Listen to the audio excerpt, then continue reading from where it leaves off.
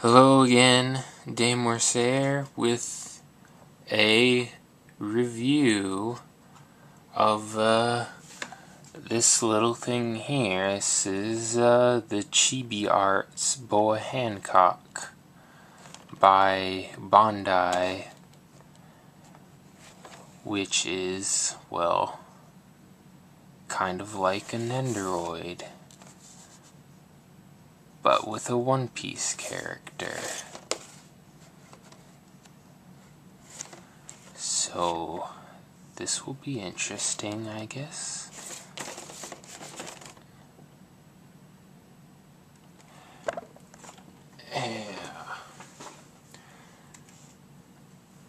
So, let's look at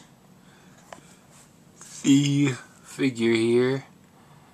Now, the first thing to note is that the paint job is not perfect.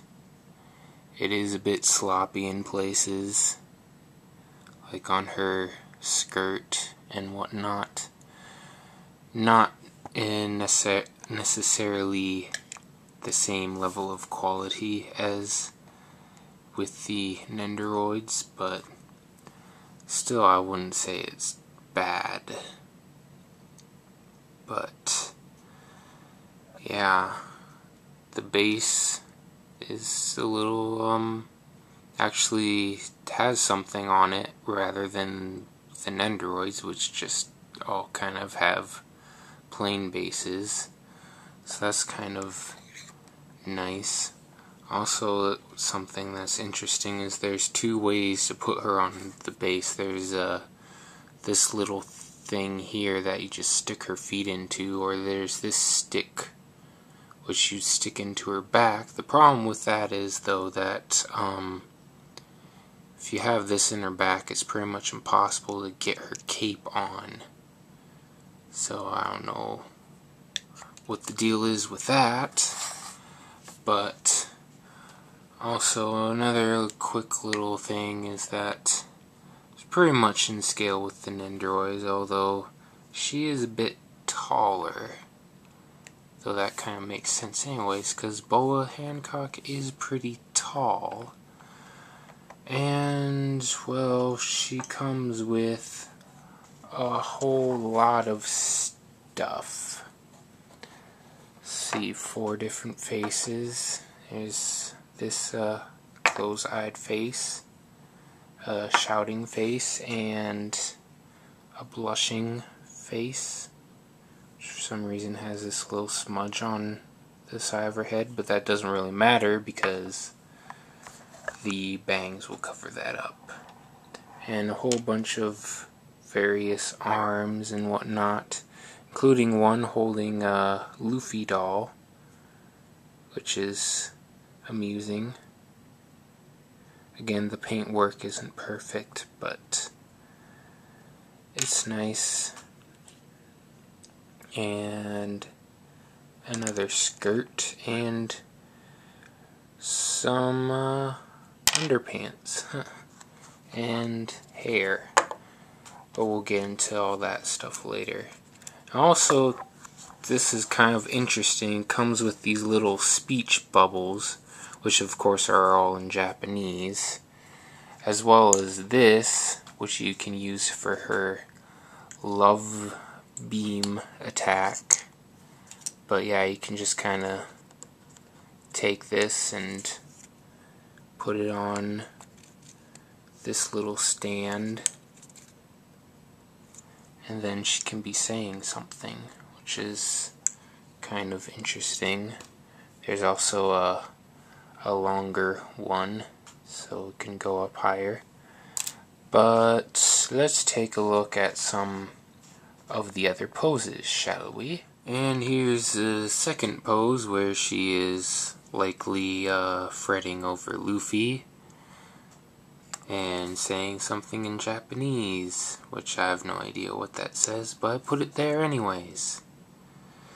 And see, in order to change the faces, it's pretty much the same as with the Nendoroids, though they're are some minor differences. See here, by the way, that's how that's shaped. Obviously you can't like swap it with Nendoroid faces, it won't fit, but you actually have to form it together with the bangs. Just is kind of weird, I guess.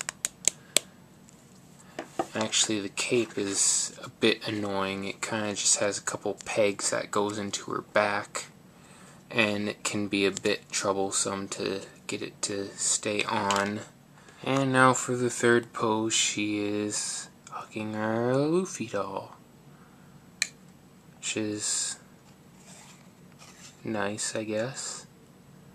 Nice little idea, even though she never has a Luffy doll in the series, but it's a nice little idea.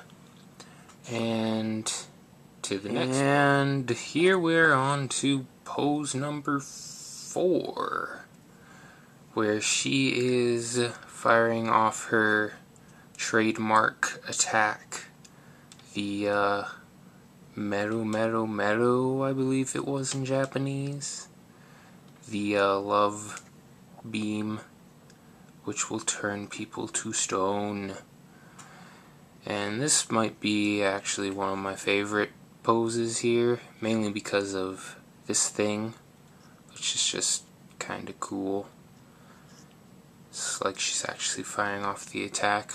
Although one problem with this pose is that her hands don't quite go together to form the heart, which is a little annoying.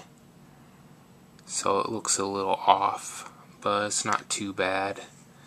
And now we'll move on to the final pose. And now here's the coup de grace, as it were.